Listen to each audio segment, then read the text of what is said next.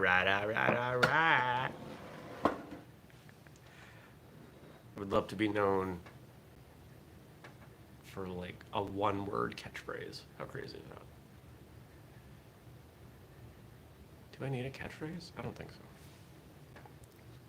If anybody has great ideas on a catchphrase, let me know. 3, 2, 1.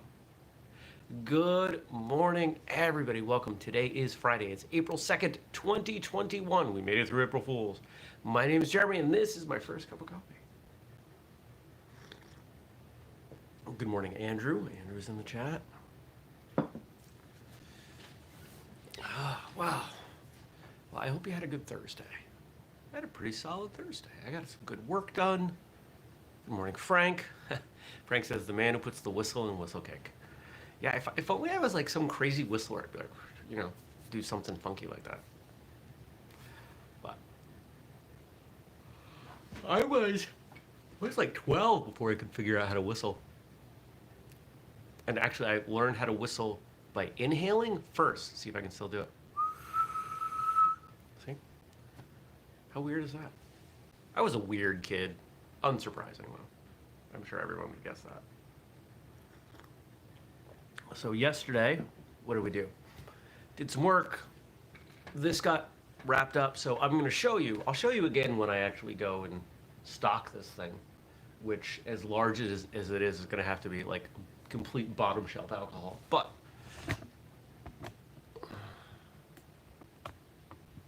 that's it. Shelves and the trim and the paint. I'm gonna have to repaint the room, and then that side will be my music collection. And so that's a good part of what I'm gonna do this weekend, is getting this stuff going, putting things in place. A big part of why I wanted this. So it's a supporting wall, so I couldn't take out the wall. But the fact that it was a fairly wide wall, because it's the center of my house, I said, if I cut into that, I can have some pretty deep shelves. And I've got 1, 2, 3 bookshelves going right now. One's for music, one's for miscellaneous, and then the other's for books. And that's what it all started with, was let's get some of this stuff off the floor. I don't like things on the floor. I have a ton of stuff on the floor. Most of it's plants, and I'm okay with that. But I don't want all this stuff on the floor. So this weekend is going to be all about rearranging and moving I guess I got corner shelf units. Yeah, there's a lot that's going to get moved around this weekend. I'm looking forward to that. What else happened yesterday? Went to the gym, made some bread. It took 2 tries to make bread. See, if you've ever used a bread machine, you got the thing, the machine, and you got this insert that actually holds the bread, the pot. Let's call it a pot, right? Goes in with the ingredients. But there's one thing you got to put in there that's not an ingredient, and that's the little spinny thing that mixes the dough. Guess what part I forgot until 40 minutes into a 60-minute cycle? The spinny part. The paddle. Andrew's right. It's a paddle. I forgot the paddle. So I dumped that in the compost, and I made another loaf of bread. And it was worth it, because fresh bread's amazing. Super good. And so I will be having a sandwich for lunch today, as I head north to the co-working space. Snow on the ground. Still.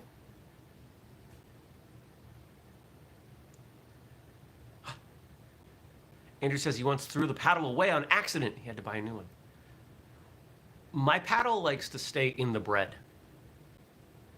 I had to extract it from the bread. Like, cut around it and pull the paddle out. I have 2. Came with 2. This bread maker, it's a Hamilton Beach. It was $65 on Amazon. Totally worth it. The fact that I'm spending, 50 cents on ingredients for a loaf of bread, that's far better for me instead of, $5 or $6 for bread that is not. Oh, that's how it got thrown away. It was wedged in the bread. I get it. Totally get it.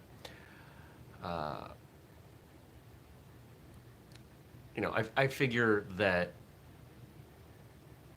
in 6 months or so, not only will I have had better bread as a result of a bread maker. I will start saving money. How cool is that? The amount that I save by cooking all my own food and doing all these things is pretty awesome. What do I buy? I buy frozen fish, I buy frozen vegetables, I buy rice. But you buy rice once and you have enough rice for, forever. So I don't buy rice that often. But I don't spend that much money on food. When I go to the grocery store, if I spend money, it's usually on beer. Or I'll buy a couple other things, to supplement.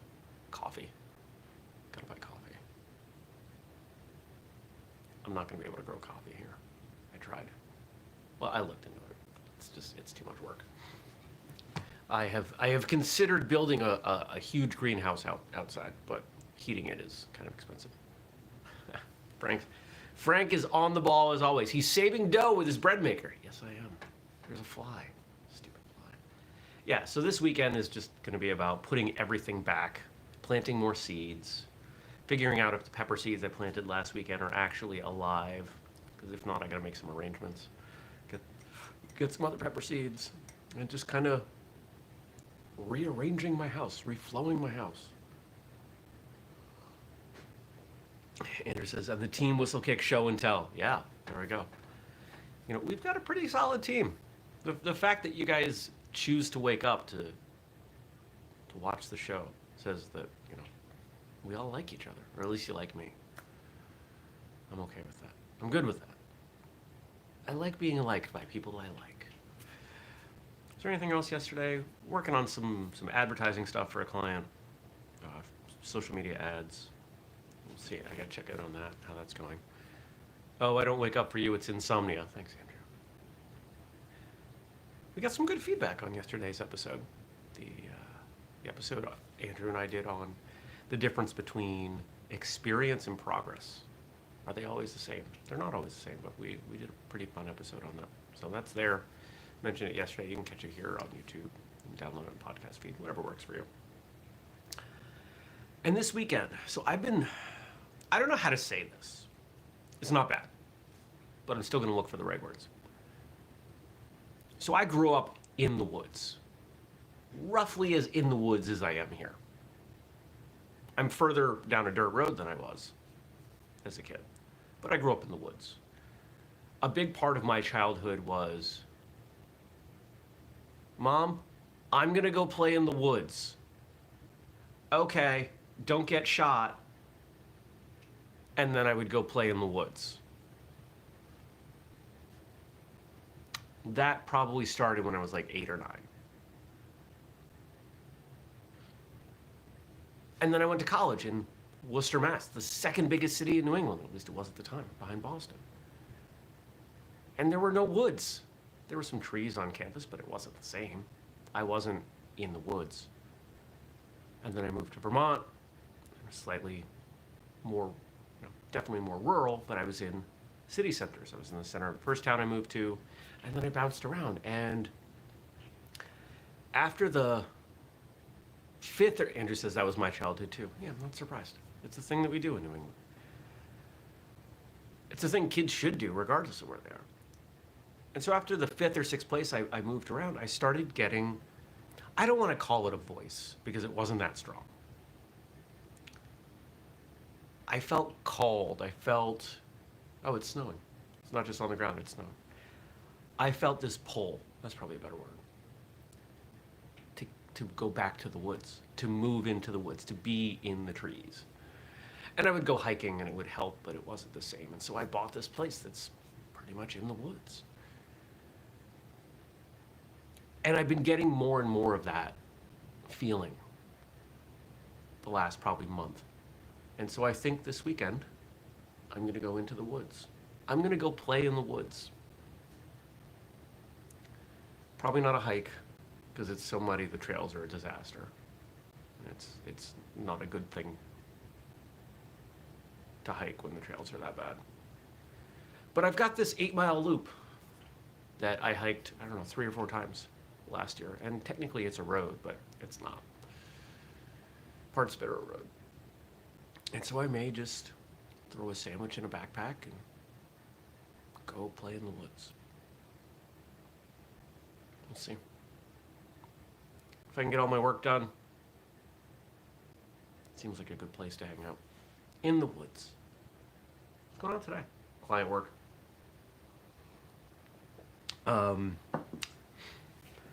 My first thing this morning, so the new website is done. Are there things that could be improved? Yes. Are there things that will be improved? Yes. I'm not happy with some of the graphics.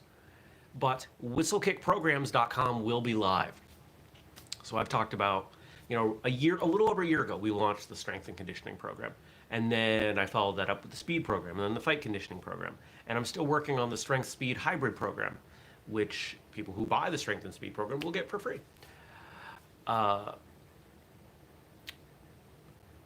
I still feel like those programs deserve more attention. Everybody's out there telling you, here's how you block, here's how you do this form. And I just want to say, here's how you get stronger or faster or better conditioned. And there are other programs coming. There's one on flexibility, which we're not going to call flexibility, because flexibility is the wrong way to look at it. But these other physical things that are style agnostic, they're universal. So whistlekickprograms.com, if you go there right now, you're just going to see the strength program, because that's what we promote the most. And I've built up the rest of it around there, and I'm going to flip the switch later today. You can still use codes.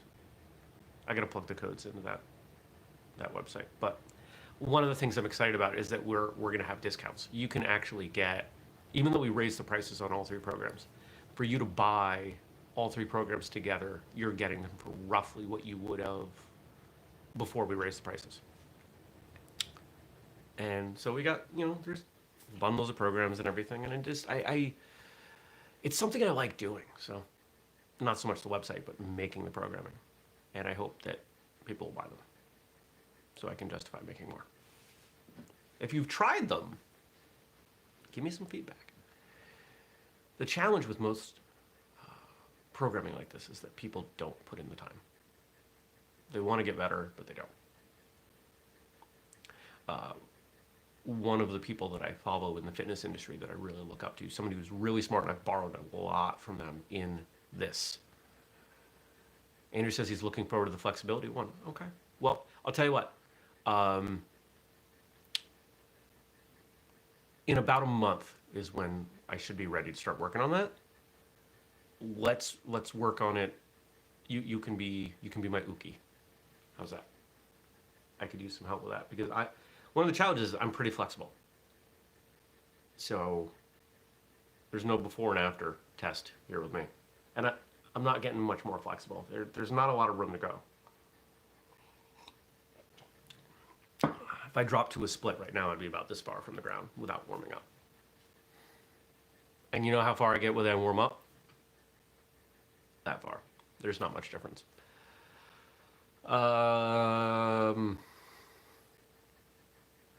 So this person says that, and I agree, the worst programming, the worst fitness program, the worst strength program, the worst, and you could extend it to martial arts, the worst martial arts curriculum, done regularly, followed, and practiced, is better than the best one that you don't do.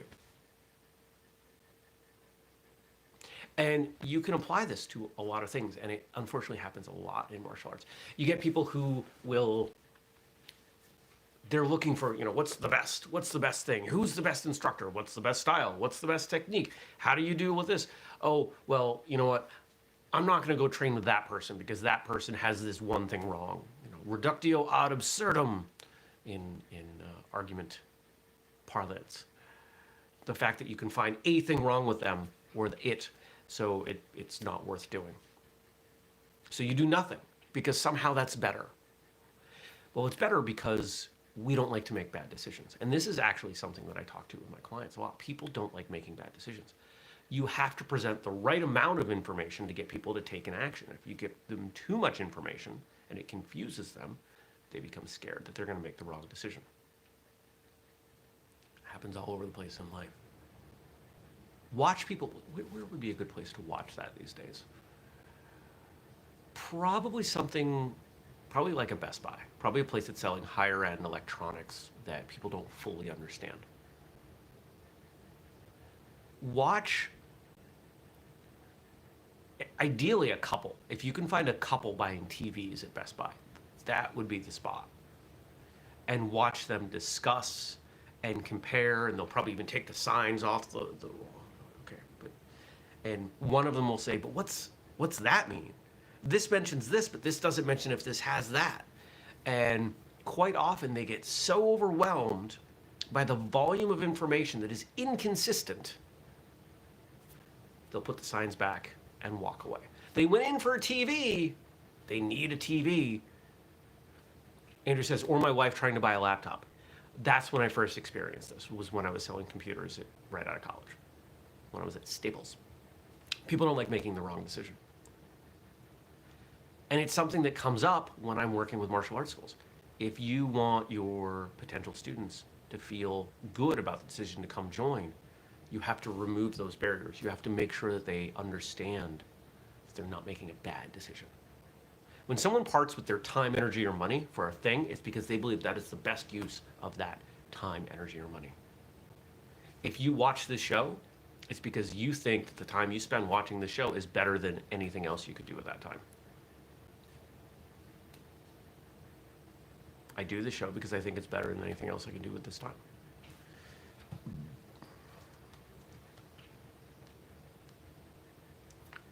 When someone doesn't show up for a thing, it's because they had something better to do.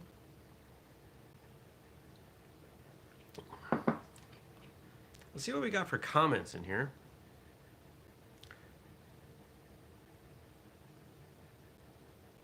All right, I got stuff from Frank, stuff from Andrew. So let's start with the jokes, because it's Friday. Funday Friday. Thanks as always to Frank for the great jokes. Oh, it's coming up on Easter. That's why we got rabbit jokes, Easter jokes. Here we go. What do you call a rabbit that tells good jokes? A funny bunny. Where does the Easter bunny study medicine? Johns Hopkins. Why did the Easter egg hide? Because he was a little chicken. Why did the Easter bunny cross the road? Because the chicken had his eggs.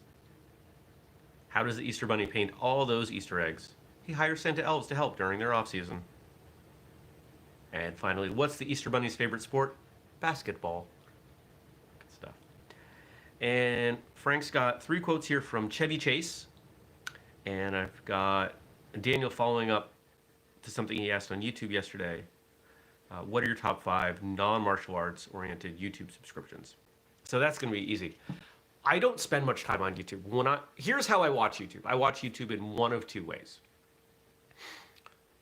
I am sick of what's on Hulu and Netflix and everything else, and I just want something else, which in that case, the channel that I go to the most, because I know that if there's something I haven't seen, I'm going to enjoy it. It's Bro Science Life, which is a very not safe for work, funny, sarcastic look at fitness and fitness influencer culture, and show's been around a while, and the guy who does it is a funny guy, and I enjoy watching that. I don't watch that very often, so that's on there. Most of the rest of the time, if I'm watching YouTube, unless I'm looking for something specific, I am watching videos of people in the woods. People building houses. You've seen those videos where they do like the underground house. A lot of these videos are in Southeast Asia. Guy goes into the woods with a stick and a rock. Sometimes the stick has a blade on it, and it's not quite a stop motion, but you know, an hour-long video of here's how I dug this house into the dirt. You wonder how long those take. But I watch those. Why do I watch those? Because when I'm around other people working productively, I have a hard time sitting around. I don't sit and watch people work. So like tomorrow, when I've got work to do around here, that's probably what I'm going to do. I'm going to put on one of those videos. I think Primal Skills is one of them. Primitive Skills, that's the one I'm thinking of. And so in watching these people do these amazing things, doing work, I'm going to be around here doing work. That's really how I use YouTube. So, this is very similar to, people used to ask me, what computer games do you play? I spent all day, this is back in my IT life, I spent all day fixing computers. I have no desire to come home and make computers part of my recreation. That was when I switched to from computer games to console, because at the time, I put a disc in, or now I press a button and it just works. I don't have to worry about, oh, this update means that I've got to turn down these quality settings, or I've got to upgrade this video card, and all the people mining cryptocurrency bought up all the good video cards, and no, I don't have to deal with that.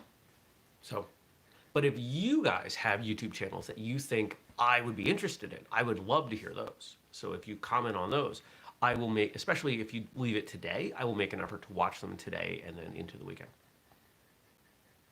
I'll be up at the co-working space, and we'll have plenty of time to check out YouTube channels.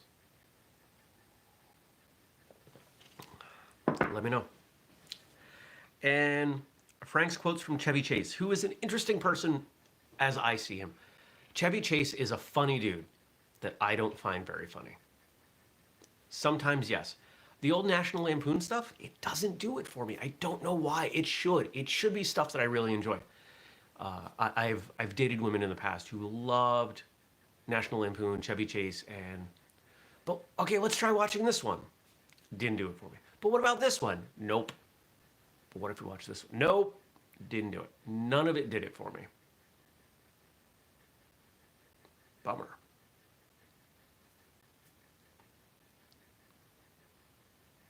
Frank says, it sounds like how I like to go straight home after work instead of shopping. Yeah.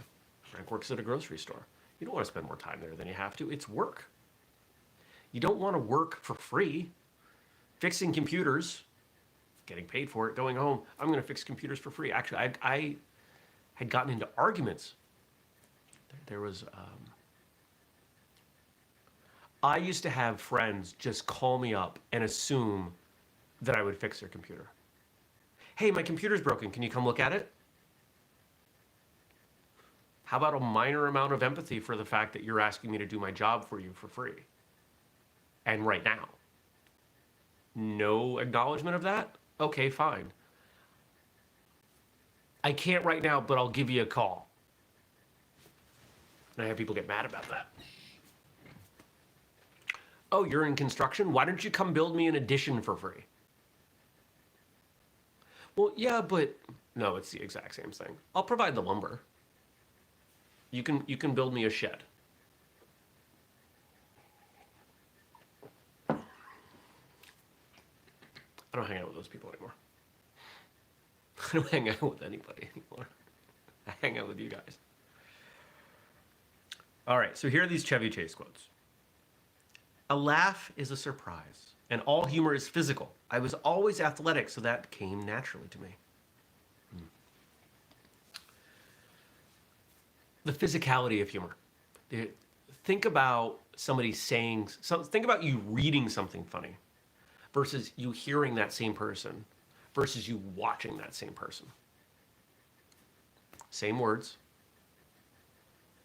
but something about being present with them as they present that humor. It's completely different. For me, I've mentioned on this show my love for Bill Bryson, the author Bill Bryson. Reading his books, that's one thing. Hearing him read his books, completely different. His books are funny. Hearing him read his books, there are times where it's hysterical. The episode that's coming out Monday was at points so funny I had to bite my hand. That's how, for those of you who don't know, when I'm recording with a guest, if I need to keep from laughing, that's what I do. I bite my hand. This is part of the reason we don't do video, because if we did video, you'd watch me doing that. Or I'd be laughing over the guest, or I'd be muting my microphone and you wouldn't be able to see me or hear me. And it'd be weird. Yeah, it's so much easier not just audio. But there are some really funny points in that conversation. When I think about physical comedy and athleticism, I'm actually thinking of somebody that you might not typically associate with that. Chris Farley. Chris Farley, of course, passed away. But if you watch him in something like Black Sheep or Tommy Boy, probably most specifically. There was a physical element to his comedy that went far beyond his. He was a big boy. He knew he was a big boy. He joked about being a big boy. But his ability to move, despite having some extra pounds, was pretty awesome. He knew his body. He knew how to use his body in a very athletic way. And it made for better comedy. Next. I'm going to give you a little advice. There's a force in the universe that makes things happen. And all you have to do is get in touch with it. Stop thinking, let things happen, and be the ball. I find it interesting how often we look at. Frank says you're going to be living in a van down by the river. Some of my favorite stuff from Chris Farley. Here, I'll come back to this in a second.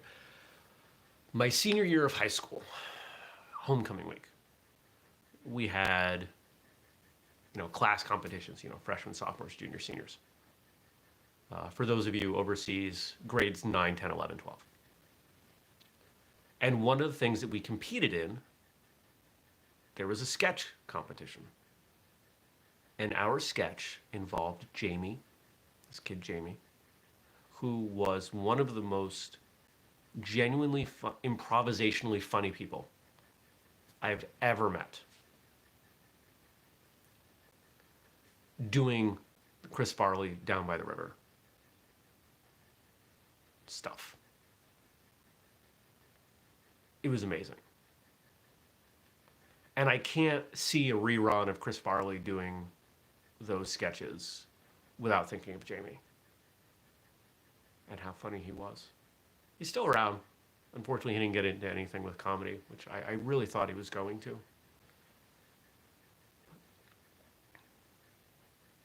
So this quote, talking about be the ball.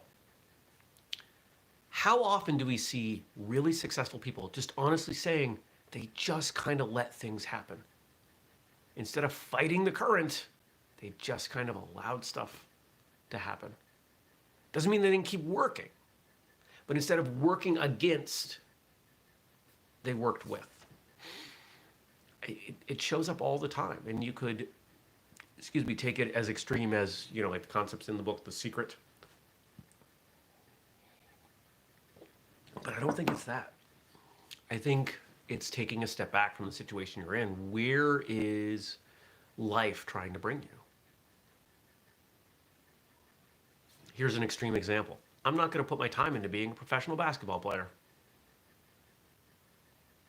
That would be a waste of time. Life is not taking me in that direction. What direction is life taking you in? Well, it's somewhere with martial arts or somewhere with my consulting work. Ideally both, but I'm working on both. Both are important. One of them will hit. One of them will take me where I want to go. And then I'll use the money, the energy, the time that's left over to support the other. And I'm okay with that. If my consulting makes me money and I put some of that money back into whistlekick, cool. If whistlekick makes me money and I put some of that back into consulting, cool. I like doing both. Life is too short to fight it. One more, and then I'll send you on your way for the weekend. My father was the funniest guy I ever met. I'm not sure if I stole his stuff or if I inherited it. Comedy is often a familial thing. It's a cultural thing. It's an upbringing thing. There are a lot of families that you can see the comedy passed down. And in fact, a lot of comedians credit one of their parents with being the funniest person they ever knew, even if that person didn't become successful. And it's not always the same. You look at like Jerry Stiller and Ben Stiller. I love Jerry Stiller. Jerry Stiller was one of the funniest people I ever saw. And his role on Seinfeld, and to a lesser degree, King of Queens, was absolutely hysterical. Not a fan of Ben Stiller. It's just a different style. But you can learn comedy. Like anything else, if you're around it, you get better at it. And we can say the same thing about martial arts. If you're around great martial artists doing great martial arts, you're going to become a better martial artist. If you are, and this is part of the need for having an instructor, someone to learn from. If you're the best person in the room, it's going to be really hard to progress. Andrew says, Jim Carrey said his dad could have been a famous comedian. He was so funny. I believe it. In order to be as funny as Jim Carrey is, which there's and I think he would admit this, there's something a little bit off about Jim Carrey that allows him to be so funny. It's similar to the way that Robin Williams is so funny, was so funny. The best comedy requires looking at the world in a very different way. You've got to have some of that in your upbringing. For some comedians, it comes out of trauma, but quite often it comes from a value and a permission at an early age to be funny. You have my permission to be funny. You have my permission to be a great martial artist. You have my permission to do what makes you happy, to follow whatever course the universe guides you in. Dreams and all that stuff. If it keeps snowing, I don't know if I'm going to hang out in the woods. But I might build a tree house. That's also been on the list. I've identified a couple trees on the back edge of my property that might make for a good tree house. We'll see. But I'm going to go, and I'm going to drink more coffee, and I'm going to do work, and you can check out whistlekickprograms.com in a few hours if you want. And I will see you back here on Monday. We'll have another episode, that awesome episode that I've been talking about. And I hope you have a good weekend. I appreciate you, your support, and all that stuff. Talk to you soon. Andrew, and everybody else, if you have YouTube channels you want me to check out, leave them after the show closes. I'm not going to go back and review the chats. Leave them in the comment section, please. Okay. Thank you so much. Take care. Peace.